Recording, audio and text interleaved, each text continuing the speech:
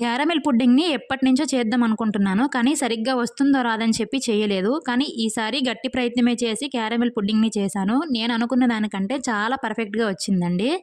Caramel pudding చేయడం కోసం ముందుగా 3, 4 టేబుల్ స్పూన్ల పంచదారను వాటర్ వేయకుండా ఈ విధంగా కరిగించుకొని ఆ క్యారమెల్‌ను ఒక గిన్నెలో వేసుకోవాలి. తర్వాత 2 టేబుల్ స్పూన్ల కస్టర్డ్ పౌడర్‌లో కొంచెం పాలను వేసి ఉండలు లేకుండా కలుపుకొని పక్కన పెట్టుకోవాలి. తర్వాత స్టవ్ పైన వేరొక ప్యాన్ పెట్టి ఒక హాఫ్ లీటర్ వరకు పాలను వేసుకొని మరుగుతున్న టైంలో ఒక స్పూన్ నెయ్యి, అలాగే కొంచెం బొంబాయి రవ్వ, కొంచెం పంచదారను, అలాగే కస్టర్డ్ కలిపిన పాలను కూడా వేసేసుకొని ఈ విధంగా ఉడికించుకోవాలి. ఇది తిక్గా అయిన తర్వాత దీనిని క్యారమెల్ వేసిన గిన్నెలో వేసేసి తర్వాత స్టవ్ పైన ఒక గిన్నె పెట్టేసి అందులో వాటర్ వేసేసి అందులోనే ఒక స్టాండ్ పెట్టేసి ఈ క్యారమెల్ పుడ్డింగ్ని అందులో దించేసి మూత పెట్టేసి ఒక అరగంట సేపు లో ఫ్లేమ్లో పెట్టి ఉడికించుకోవాలండి. ఇది ఉడికిన తర్వాత బయటకి తీసేసి బాగా చల్లారిన తర్వాత 2 గంటల పాటు ఫ్రిడ్జ్లో పెట్టి తింటే చాలా బాగుంటుంది.